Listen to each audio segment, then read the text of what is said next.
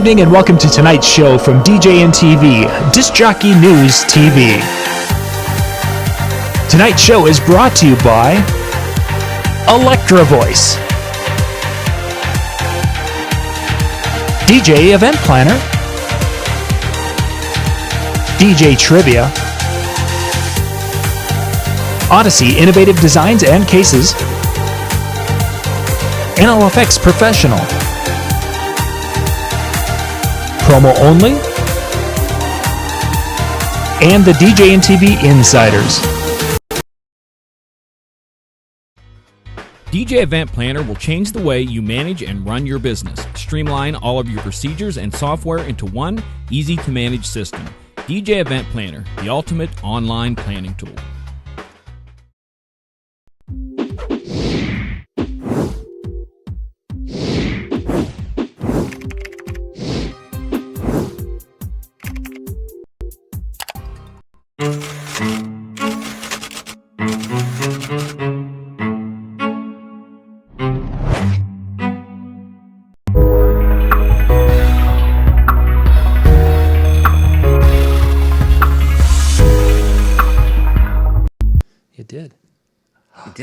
All right, awesome. Sweet. Yeah, it did because I forgot to mute the YouTube video, so I'm hearing things. Oh, yeah, you're hearing things in the foreground, things in the background, and things in the other side. Crazy. And then things in my head, and then it's just like all kind of screwy. It is. It is. Hey, we should start the show. We probably should. We probably should. Okay. Well, welcome everybody, and thank you for joining us on this Tuesday. I mean Monday. I mean, what day is it? I don't know. I think we're just going to start. We're just going to start broadcasting every night of the week, so that way we will not be offending anyone. So I'll just say welcome to the show. Let's go that way. Yes. There we go. Because there's welcome to the show, everybody. We do have a good one for you tonight. In case you just always tune in, and it's like, I don't care what the topic is. I'm just gonna tune in, and then hey, it's the topic. I'm gonna listen, and we appreciate you for those people who do that, and the rest of you, you obviously have already checked out the topic. But tonight, when is too many people? What's gonna happen? How do you handle those situations? And this was actually a topic that was sent in the chat. So if you guys have got something you'd like us to dig into, please put those into the chat. The chat, we save those for a later show if it's something we can't handle within like 2 or 3 minutes of the discussion. And this was a topic Robin shared with us, and it's like, oh my gosh, this is a great topic and such for a different show. So that's tonight. Yay! We are here to discuss that. Thinking back on this one, Dan, because I've been putting a lot of thought into that today. The number of times that I've been sitting down and struggling at a meeting because you've got the bride and groom who are there, and it's like, okay, are they the one? And then you've got the parents who are there, and the parents have a checkbook, and you've got all these different variables going on. I mean, the most I've had at a meeting at the bride and groom, I had the sister who was a matron of honor or maid of honor, excuse me. I had mom and dad on both sides, so you're talking 7 people. Wow, and all 7 had a very strong opinion of what this was going to look like. And it got to the point where it's like, I was, as I was sitting there, and I remember when I came back to talk to Lori on this one, I'm thinking to myself, I don't understand, as far as how am I going to handle this? Who am I going to be the one to keep happy? Because they've got very distinct and different tastes. Dad wanted older country. Mom was into the disco, and that's what she kind of wanted, this type of stuff. And her friends were into the 50s, 60s, and she wanted to make sure we hit that. The kids wanted, more modern music at that time, which would have, it was probably about 10 years ago.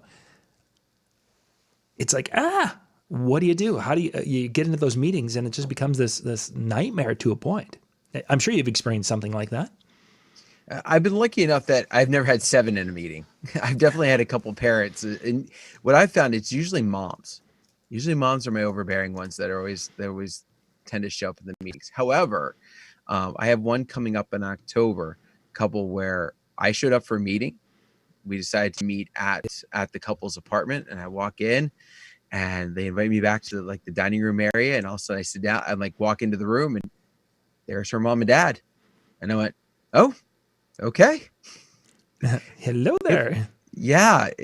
First off, it took me off guard. I got, because I'm so used to not having that many show up. I'm used to really just being the couple at most. Right. That when all of a sudden they're in the room, it takes you back. It takes you off guard, I guess I should say, would be a better way to approach it. Because I mean, you want to make sure you're keeping everybody happy, but you definitely need to lay some ground rules down from the beginning. So when you're talking laying ground rules down, what's your thoughts? I mean, is this a conversation you're having with the group? Is this a conversation you'd be having with the person who signed the contract, or is this the person that might be the bride and groom?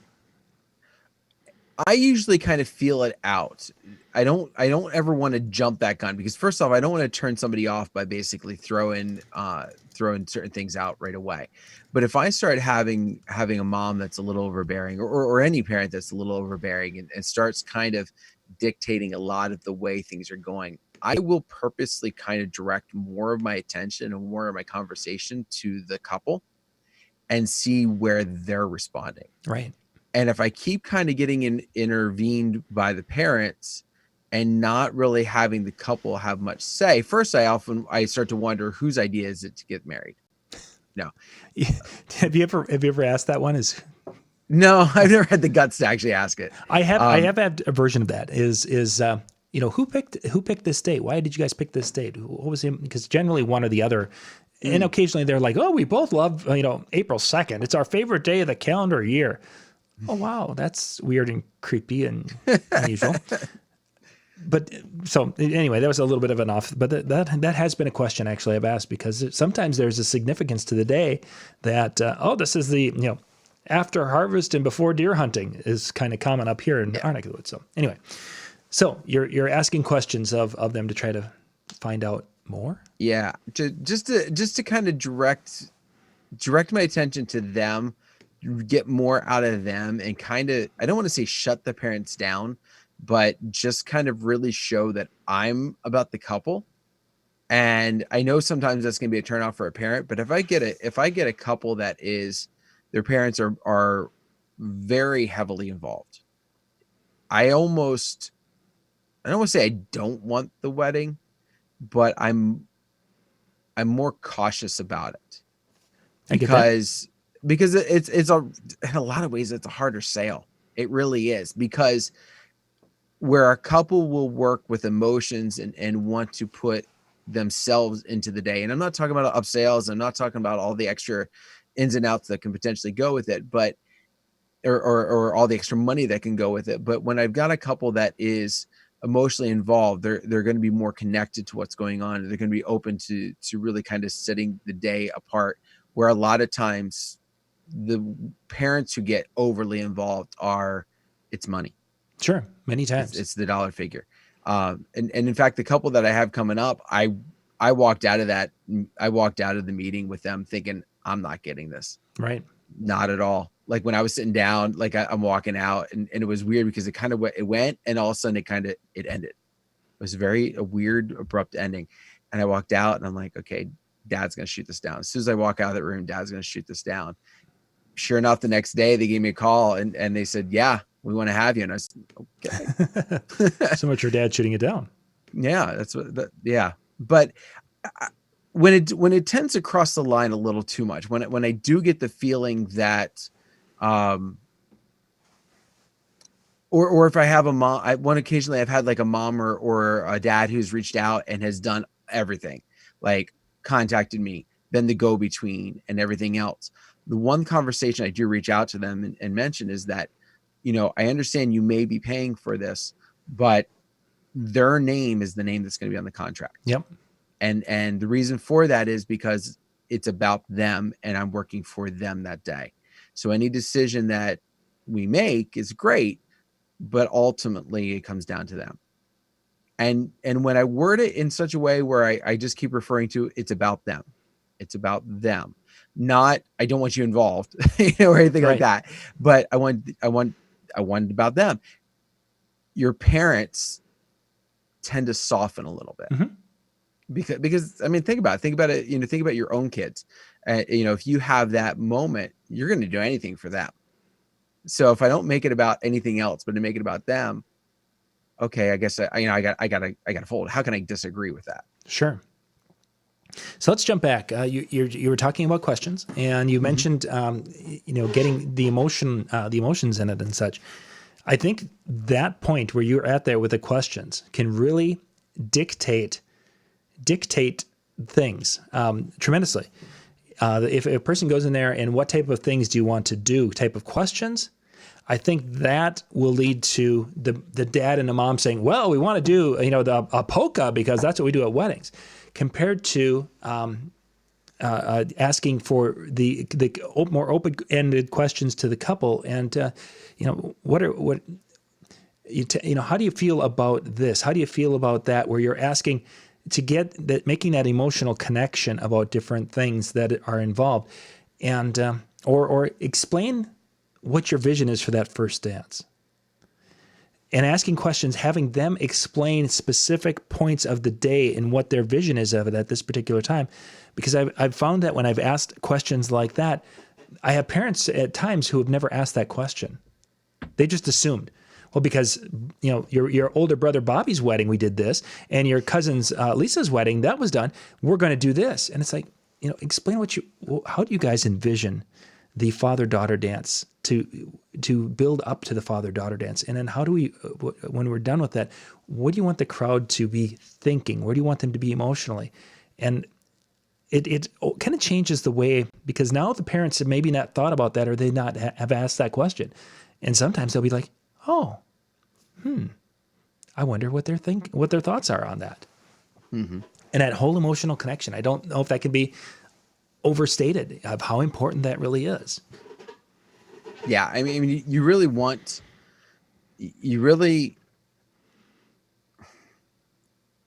I feel like when you go into those meetings and you have the multiple people, suddenly now, granted, if you're in your office, you kind of have a little bit of your own turf to kind of help you with that. Right. But you're outnumbered. All right. And so in some ways they've got the upper hand there. And so being able to kind of turn the tides in a way to making sure that not that you have the upper hand, but that the focus is where the focus should be, of the feelings that you want to get out of that event. What do you want to happen? What do you want your guests talking about the next day? What really kind of having the after effect, not because we need to do a polka because that was done at the brother's wedding, but really getting at that meaning. It's definitely it's also going to set them back, because if they've met with anybody else, face it, a lot of us are not thinking that way. We're thinking about, I can do this for you, can do this for you, can do this for you. What do you want? Put a check by everything and then sign the dotted line. And and there's where you're going to be getting the parents saying, oh, I'm going to put 4 checks here, and then the other's going to put 3 checks there. It can get ugly quickly. Reggie, we got quite a few folks watching with us tonight on our Facebook or YouTube channels. You know what I didn't do? I didn't put in the link description, the area tonight. I did put the links for all of the tickets for the 2021 show. I could have done that. Oh, we'll get them tomorrow night. So tickets are on sale for next year's show, by the way. And for those of you who are interested in going to Photo Booth Expo next year, they're like $79, or you can buy the exhibit pass for $5. Yeah, no-brainer. Yeah, you just buy the exhibit hall pass, and you can hang out in the hallways and see things and do that, or you can get the educational content. There's some good stuff there too. Anyway, we'll get to that. So going back to your topic, I'm just curious now, with your group that you had 7 and everybody kind of going in a different direction, where did that end up going? How did you end up like kind of gelling that all together? So what I did is I actually.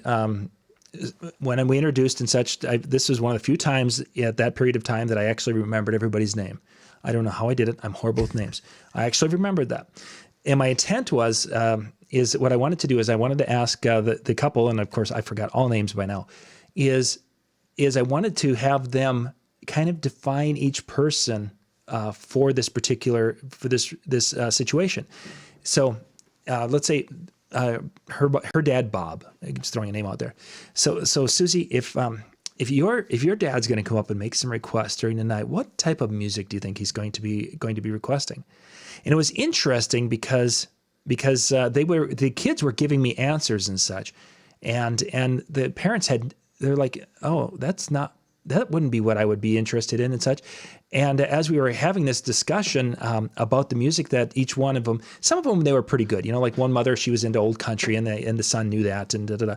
And it's like, this is the importance of making sure that we ask the questions of the couple to find out what they want, because our perception of what they want and what they really want could be two different things.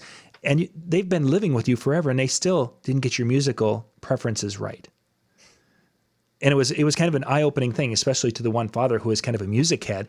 And there's not too often that you have a father, I think he was wearing, I don't remember which band, it wasn't a Metallica thing, it might have been a Led Zeppelin t-shirt, is what he had on. So I kind of figured there was a musical thing there, but that wasn't the direction she went music-wise when she described him. But I wanted to establish, because I figured if there's this many people, there's going to be a lot of conflict, that there's a perception. Everyone thinks they know the right answer, but until you actually ask the people who are the spotlight of the day, the honored guests, or the guests of honor for the day, until we actually hear it from them, we're just kind of guessing. And that was my direction. I went with that. It actually worked way better than I thought. Even though at the meeting, I think there was a little more input from the others than I would have liked. And part of it was that the bride and groom were like, oh yeah, that's right. We kind of did talk about that. So there was some of that helping them remember feeling to it. When we got to the day of, the bride and groom were making all the calls, and there was absolutely, if there was any changes, it was there because of them.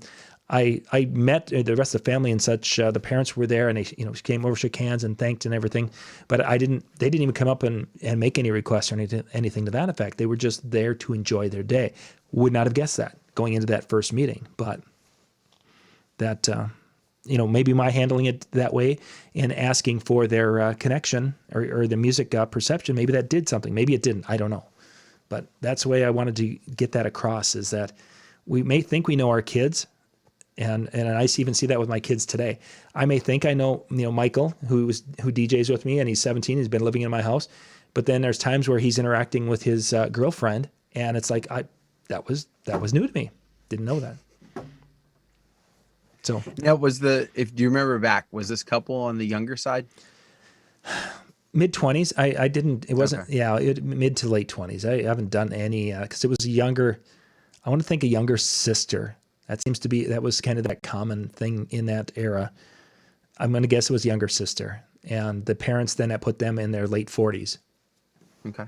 So it was, the parents were young enough where they were still, were the hip parents that could have an influence or have an idea of what created a decent party, or at least they thought they could, which they probably could. I'm not going to say they couldn't, but I think we've been to a lot of weddings, we've seen a lot of cool things, and there's things that we don't want to have done. That type of mentality is what I was picking up right away. And granted, that's good information to have also, is to find out, hey, what have you guys seen and you absolutely hated? That's a good thing too, but it really got down to the bride and groom have their thoughts and ideas. Let's find out what those are. And then you guys can guess all you want, but it's not a good idea. Allman Brothers.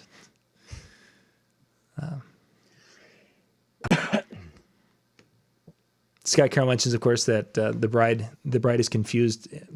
I think that happens a lot when it comes to the face-to-face meetings. When you have multiple people, is that it gets to be kind of confusing, because they have probably talked to their particular parent, whether it's, his parents.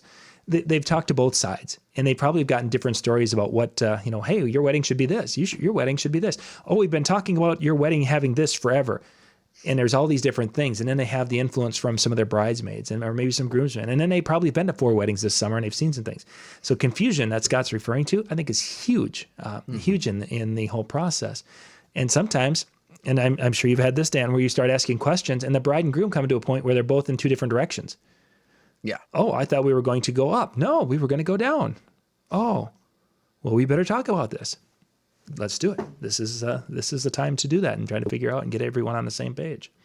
I love when they say, and we talked about it. Yes, we did. And we went this way. No, we didn't. We went this way. Exactly. Like we talked about it and we still had a different answer. So, yeah. There was one, and I don't remember which one, but there was a meeting that they were doing something like that. And I chuckled to myself and I said, boy, you two sound like you've been together forever. And they're like, well, we have been kind of dating for like 7 years. It's like, yeah, you can kind of see it.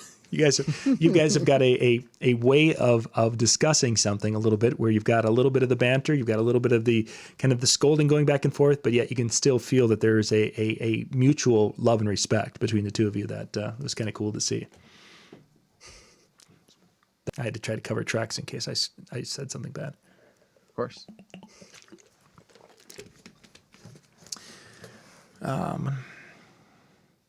So a lot of the stuff that they're talking about in the chat room on different pieces of it, the song requests and things, those are kind of, I think, almost secondary to what we're kind of talking about.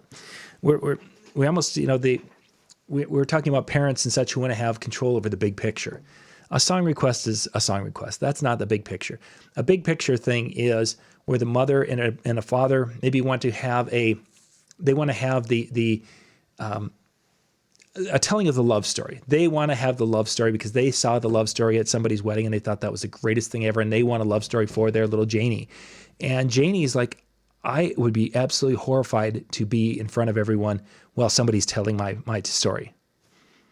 That's the kind of thing we're talking about, is where the parents have one thought, an idea in their mind, and the bride and groom have a completely different thought, and how we deal with that, because you've got two different people who are giving us two different answers. And sometimes Janie's afraid of mom and doesn't want to hurt mom's feelings. And now we have to deal with that. And how do we approach it with mom saying, Mom, Janie's going to be like petrified to be up there. Those are the types of things. It's not a music thing. Very, very little of music. Yes, it can cause problems, but seldom does music cause an issue at a wedding, unless you're playing something that has profanity in it. And it's a whole nother show. So I got a question. Were we also going to talk about, because when I heard Robin's question, yep, I thought about the parents, but I also got to thinking about when we're at an event and we've got photographer, DJ, caterer, potentially wedding planner, venue coordinator. Like, we've got all these people that are, it's my show. How do we go about handling and working? I mean, we've talked about working well with other vendors before, but I think when you run into a situation where you've got a lot of people in control, or at least in a position to where they could be in control, it can open a whole other can of worms. Mm-hmm. So let's just look at the different aspects of it. If there was a hierarchy of who's in control, who would that hierarchy be? Who would be the top and the bottom of that? So who all do we have at this hierarchy table? Okay, so let's say we have an event coordinator. Okay. Obviously, the couple are going to play a role in the hierarchy of this. The photographer. Many times we have a photographer there who has the ability. Maybe the venue captain, catering manager, what have you, and then ourselves as the DJ. Okay. So these are the five entities. Okay, the DJ, our venue manager. We've got a coordinator, the bride and groom themselves, and our photographer. Okay. So we've got these five entities. Who would have the say? I mean, obviously the bride and groom, we would think is number one. But are they? Exactly. But are they? I don't. I mean, yeah, yes and no. Okay, so let's be realistic here, because anybody in the chat room is thinking the exact same thing. I would at least assume. We've had the couples that, and they'll even admit, this is the first time we've ever done this. We have no idea what we're doing. We know what we don't want because we saw it at so-and-so's wedding, but we don't know beyond that. So I think ultimately any decision needs to go by them. Mm-hmm. Any big problems or changes or things like that. So there are number one in that case. I almost feel like your event coordinator is them, though. Your event coordinator and them are tied together, because that's who worked hand in hand most directly. Mm-hmm. If a lot of times I don't have that person. A lot of times, I mean, there's only about one or two around my area that I even ever have. Sure. So I kind of luck out. I only have to worry about the couple, let alone the third person. So I'd love to say I'm number 3, but I think there's also different parts of the night which I think run differently. And what I mean by that is there's moments where I am number 5 in that list. I would agree. And John mentions in the chat room that the kitchen catering, your venue captain, to a point, become almost number 1, because if there's a problem with that the food needs to be a little bit later or has to be on time, you can't have a photographer who's like, oh, I'm going to take them outside and we're going to get a picture by the canoe and then they'll be back in 20 minutes. And it's like, no, the food's got to come. You're not going anywhere. So yeah, I definitely agree that the tough role becomes, and there's, yes, as you mentioned, the couple should be appraised of changes and in essence approve of them, but there's times where I feel that the couple is somewhere between 4 and 5, with us being 4 and 5. You've got your venue the venue captain who has their things. Your event coordinator is the one who's trying to tell everyone where they need to be, or make sure everyone. I don't want to say that in a negative light. To make sure people are where they need to be to do the job that the couple have hired them to do. Whether they have conveyed their wishes completely to the event coordinator, or they said, here, take this and run with it. Because as you were saying, that from couples that haven't done this before, that's where that event coordinator comes in, and they will take that and run with it. Now, in that particular situation, and I've had this where photographers have wanted to do something, and the coordinator at one this past summer, she came up and she said beforehand, she goes, hey, I know you guys have got your schedule, great, and what you're going to do, and I've kind of looked at all of them and such, so we should be good, but if there's any changes, or when you need to have the bride and groom for doing something specific, please just touch base with me about 10 minutes beforehand to make sure that everything's... So we were basically reporting to her, and I'm okay with that. I have no problem being a team player because she was very open and honest of what she wanted and what she expected, and she knew what I needed to have done, and we were good to go. So in that particular case, the venue with their food and how, where we were going to set things and moving things around through the room was number 1. Event coordinator was basically between the venue and the rest of us to a point. Then it came the photographer. The photographer had priority. Oh, hey, the sun's going down. Okay, you go. I'm going to sit here and I'm going to put I Knew the Bride on a loop here until she gets back. So go. That's great. It's going to be fun. Everybody loves Nick Lowe for 25 minutes in that first 16 beats. But yeah, the couple is the interesting one in this. It seems like in advance they're higher up on the hierarchy of this type of a thing. But as you get closer, they almost go down, and sometimes by choice, and sometimes they want to have that control and they want to be at the very top when there is an event coordinator. But I think I've seen more often than not where on the day of the event, if someone looks like they have control over the event and have the best interest of the bride and groom in mind, that the bride and groom are like, you go, you make it happen, you do it, and take care of it.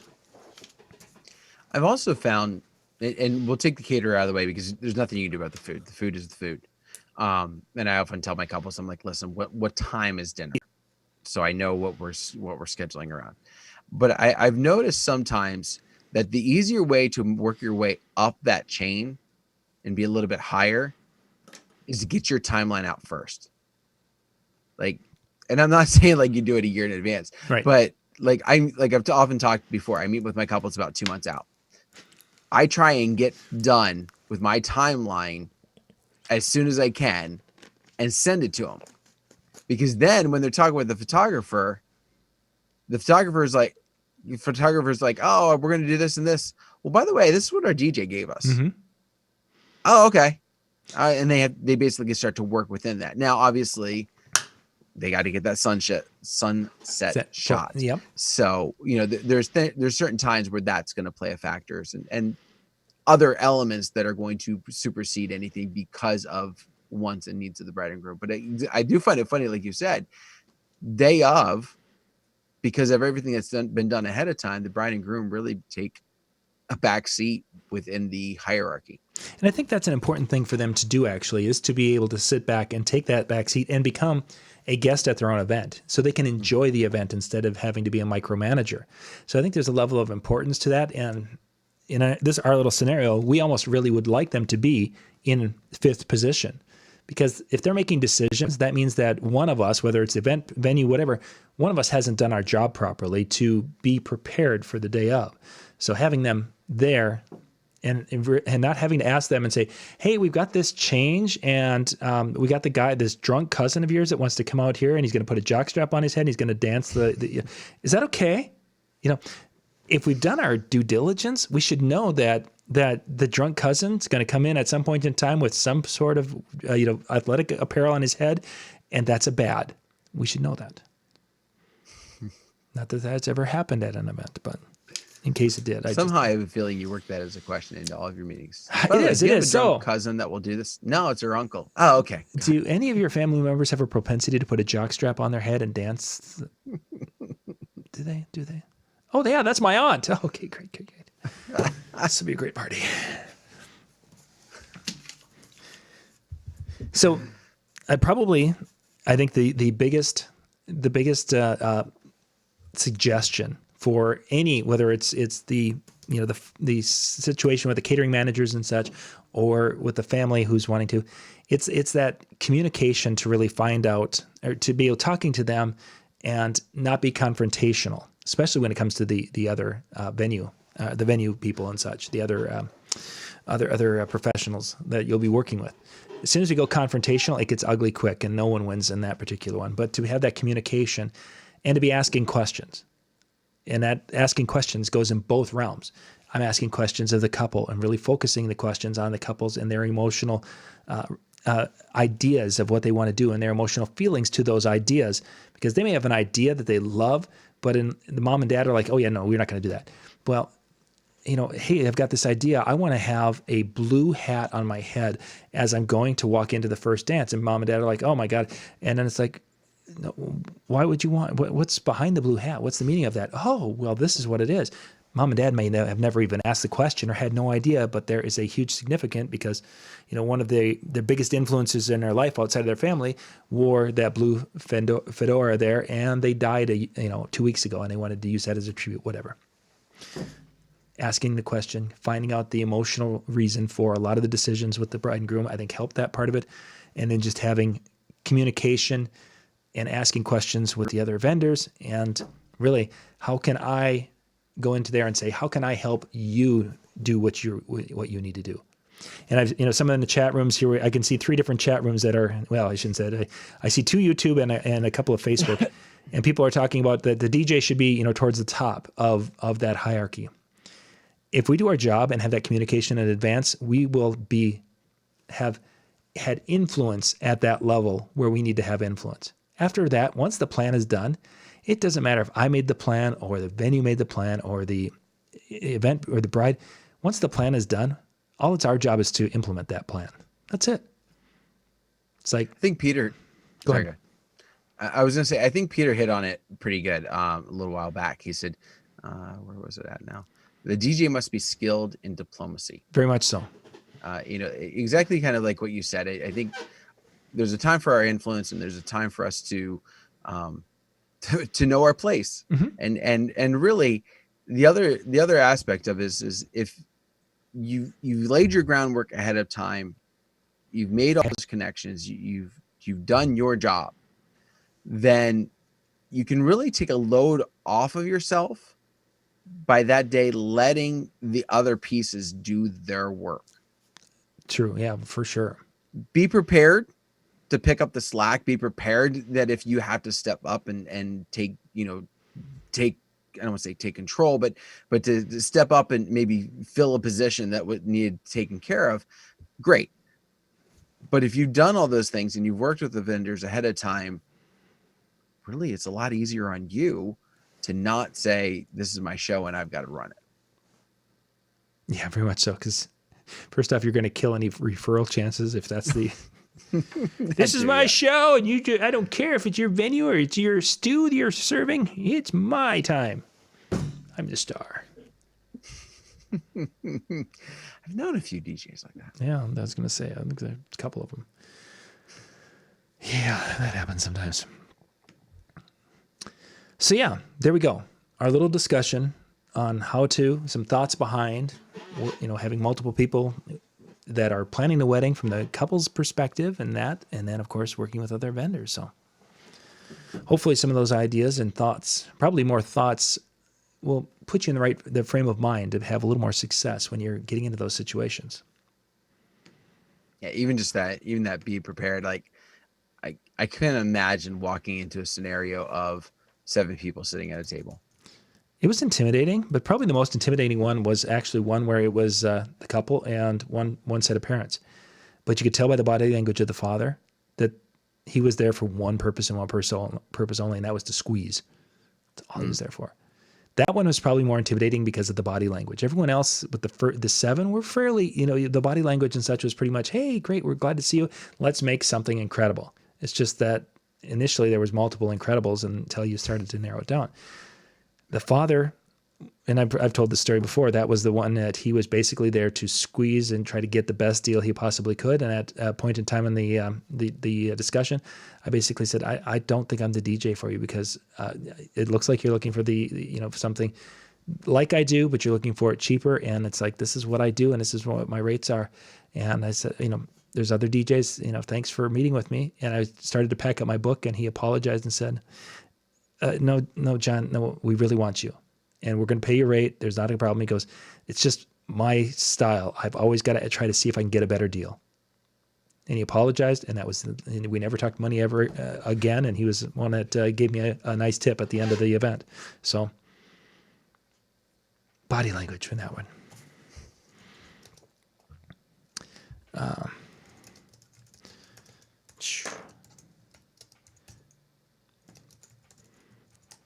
There we go. Reggie brings up a question. How do you handle a vendor who is overwhelming no matter what you do? I think I would default to the kill them with kindness if I possibly could. I would actually go even a step in the other direction. Okay. Because I had an experience with this. It was a venue owner, or daughter of the venue owner, whatever. But she ran the banquet area, and I thought I was killing her with kindness because and she just turned and she snapped at me at one point. And from then on, anytime I've been in that venue, anytime I've been around it, I go in, I do my job, I don't do anything extra, I don't go anywhere extra, unless I see something that's like safety, and then I tell one for the workers. I don't even talk to her about it, and just kind of handle it that way. And yeah, when you get one that will not play the game, that will not play the compromise game, that will not play the friend game, for lack of better terms, I feel like you almost have to go, you know what, your turf, your rules, I'm just playing here, and I'm gonna call it a day when it's all said and done. So I remember you talking about that. Have you ever played there again? Oh, I'm there every year. Okay. I have a recurring event that I do for a corporate group in our area, and I'm there coming up in May. And I don't think she remembers. In fact, I'm pretty sure she doesn't remember that. It was probably a good year and a half in between when that wedding happened and the next time I was ever there. I have also heard that she's softened a little bit, because I was talking with one of my photographer friends, and I kind of relayed the story to him, and I was just like, yeah, I said, I stay out of her way. And I told him what happened, and he goes, I could have seen that happening. I said, he's like, I think she softened a little bit. He's like, I wouldn't push any buttons, but I don't think you have to worry like you did then. And I was like, okay, good to know. And like I said, I've had a good relationship there. When I go in, I smile, I thank them. I do my thing, and I'm out the door. See, that there's a part of that actually almost offends me more than if they would still hold a grudge when they saw me again, because it's like they thought so little of me the last time, and I must have not have been memorable enough or something, and they're like, yeah, oh, hey, are you new? I've been coming here for 3 years. Last time I was here, you chewed me out and made me feel like dirt. I have had nightmares about you for the last 6 months. I finally got over it. I've been like seeing counselors every Tuesday, and then you forgot about me. See that van out there in the back is a dartboard, and your face has been on it for the last. I wasn't to that extent, but I will say, for the longest time until I got there again, and even when I did, I was nervous. I was very nervous. In fact, I felt like the first half of that wedding that followed, this was before I started doing the corporate ones, that I was off my game. Mm-hmm. Just because I was so worried that I was going to do something that was going to upset her and she was going to do it again. So, thanks, Robin. I appreciate that. When you met her, you'd understand. Yeah. Yeah, it's just me.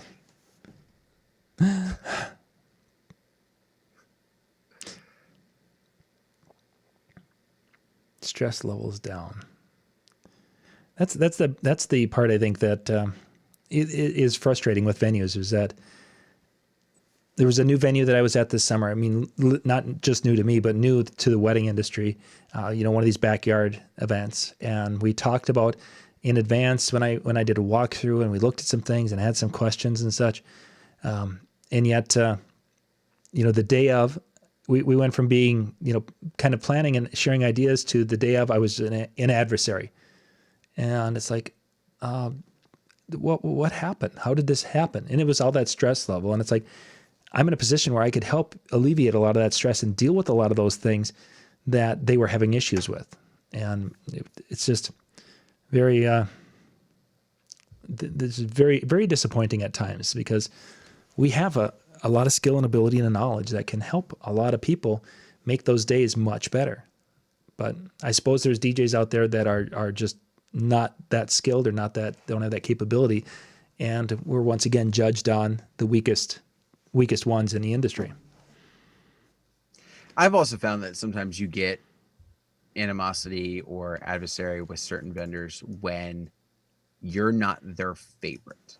Yeah. And now you could be not their favorite because you do a crappy job, or you could just be not their favorite because you don't schmooze and kiss their butt the way that, this other person might, or this other, we'll say DJ, since we're talking us, might. And I've kind of run into that. There's a venue in this area that I like to play at for the most part. It's a really kind of nice venue. It's real upscale. I was in good with the old venue manager. The new one has come in, and she could take me or leave me. Mm-hmm.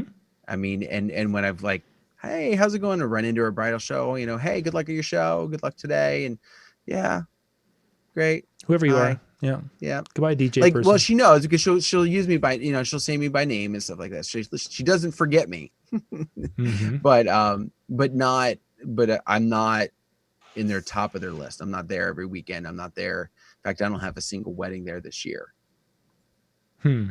So yeah, whatever.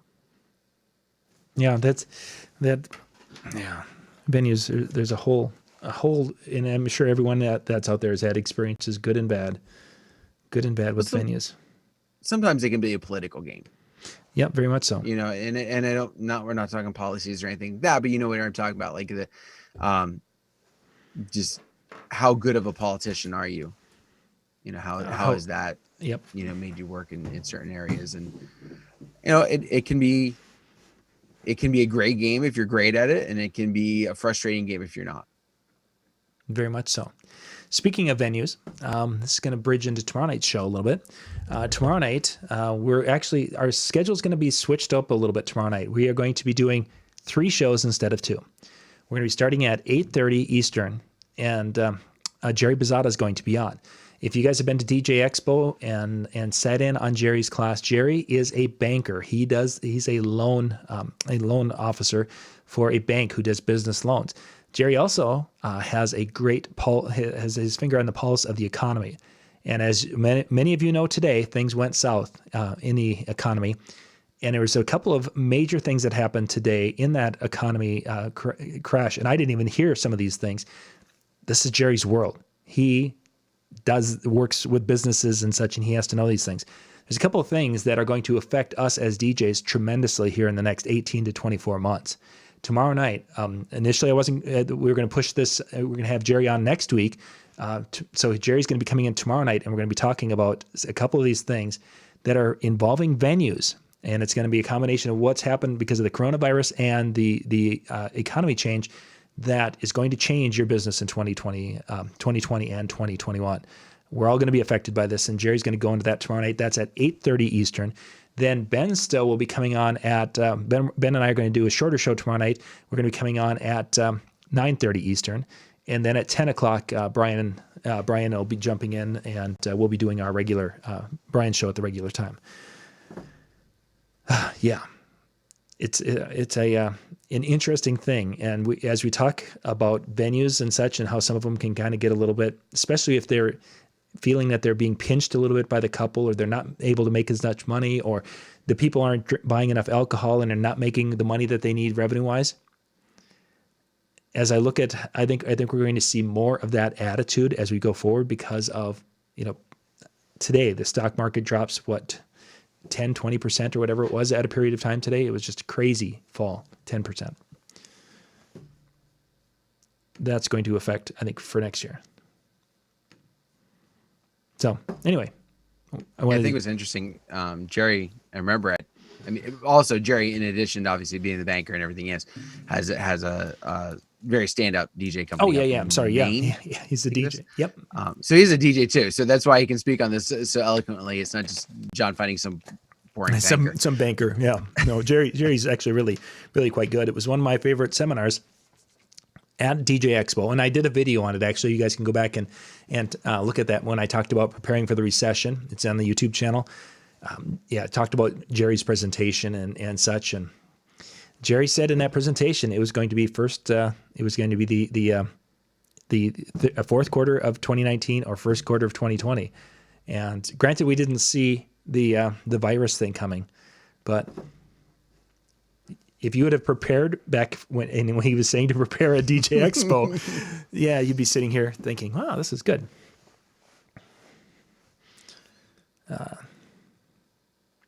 Just reading through some of the chats here. I've got some on Facebook, which you don't see. Daniel mentions that there's always someone in that group of people who are going to throw a curveball at you when it comes to an event.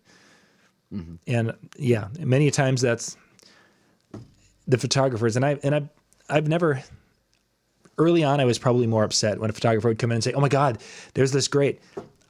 Most of the time now, I'm actually looking for those opportunities. And there have been times where, one of the times this summer, it's like, okay, wait a second, I think I see a clearing and the sun is going to be there. You know what? I think in about 2 or 3 minutes, there's going to be a great picture opportunity. You need to go do it. And I'll just start looking to try, first off, help them. And it turned out that the picture was pretty good. It wasn't as exactly great as I thought it was going to be because clouds don't always work the way they're supposed to. But yeah, sometimes they'll throw something at you and, oh yes, we're going to go back to the city park and we're going to take some pictures there. Okay, great. Where's the city park? 47 miles that way. We'll see you later. We're going to do it right after dinner. Yeah, it's great. Can you keep the crowd entertained? Because we don't want anyone to leave, and then we'll be back in 2 hours, and we'll get the dance going. Yeah, I'm on that. I'm all over that. Do I fake my death now, or do I wait an hour? Yeah.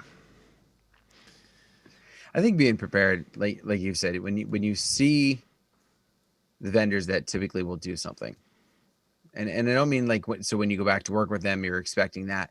But if you have a photographer who does something, maybe kind of store that away as something to remember, and reach out. Hey, by the way, I'm planning on doing this in about 15 minutes. Is that going to interfere with anything that you had planned? No, they're not doing any sunset shots. They didn't want to do those. Great. Awesome. Perfect. So 15 minutes? Sure. Great. And you can run it a lot smoother. Just being aware that they could ask for those things or suddenly go, oh yeah, I'm going to do this. I forgot to say that to you. Mm-hmm. Yeah. And I think that's experience on our part, just knowing that could be there. It could be coming. A couple of people asked about coronavirus. We could dive into that. I actually put a video together to that on that topic today, kind of going through that. If you guys want, I could run through and give you the spiel on that of how that's going to affect us, or you guys could wait for that video, whichever you want to do, because we're getting towards the end of the time, and we want to respect your time tonight and not go over unless somebody's like, yeah, let's go ahead. But yeah, tomorrow night we'll be coming to you starting at 8:30 Eastern. So we're going to be starting a half hour early, getting Jerry talking business. Ben's going to be talking about the difference between high-end speakers and really kind of an entry level, inexpensive speaker. What, is it worth spending the money on that speaker when there's such a variation and there's such a huge price difference? And then Brian and I are going to be talking about, what were we going to be talking about? God, it was a pretty good topic too. I can't remember. I know it, and I know it was actually a really good topic. That lighting.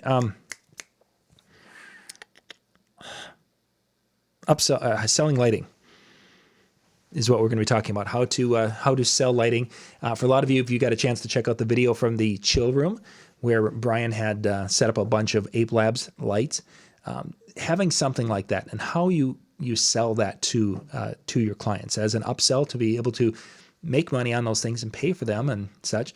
And we'll talk a little bit about how you can start to sell some of that in advance so that when you make the purchase, they're ready to go and you've already got 5 or 6 bookings to help pay for them as quick as possible. So that is on the agenda for tomorrow night.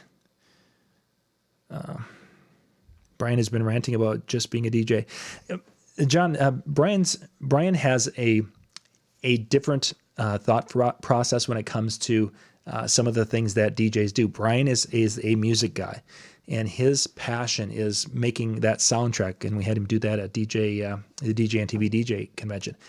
Brian isn't that guy that's on the microphone. For the people who want that guy that's on the microphone and who's creating and doing these things, that's a different client than what Brian's looking for, that person who wants to have that musical experience, to be taken on that journey and to have a good time and just kind of a loose family fun time.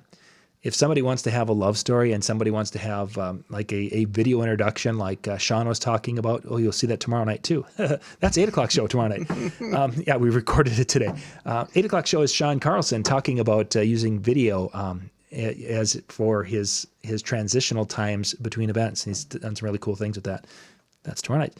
But that's not Brian's style. Brian's has a different style. So he's talking from his perspective. You get someone like a Bill Herman, who is more of an MC driven show, still does the music side, but he's more of that on the microphone. He's going to have a different perspective of what he does. That's the cool thing about our talent on DJNTV is we've got across the board. You've got the retired people that listen to Randy Bartlett. You've got the younger folks that that will listen to some of the stuff that Rick Webb and the crew they produce and run through, and then you've got the people who are basically lonely on a Monday night that listen to Dan and I. Don't call them lonely. That's being mean. I'm lonely sometimes. That's why I'm here. That's what I mean. Otherwise, it would be me talking to myself, and I get scared and cry. So I get it. Yep. So anyway, the coronavirus is going to be going up. Will that affect us? Yes. I just was talking to a gentleman today. They lost, I believe, 8 corporate events this past week.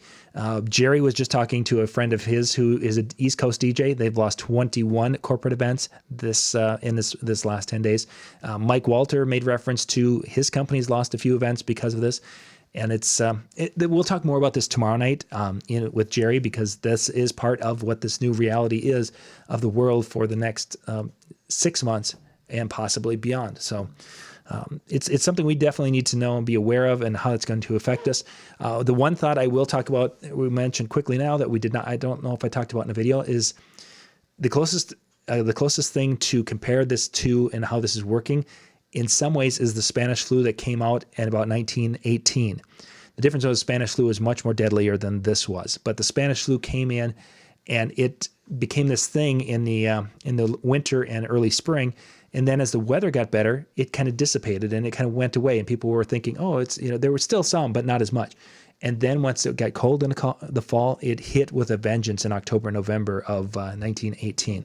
So for those of you who are like, oh, it will be over and then it'll be gone, or if it starts to dissipate, that it's gone for good. It could be. It may not be until there is enough immunity out there and you have enough vaccine. So it's not the end of the world. I mean, if you get sick, for those of us who are healthy, it's not a big deal. But it could be something that's there for a while. So there we are. The video hopefully will be up tomorrow on that, and you guys can check that out.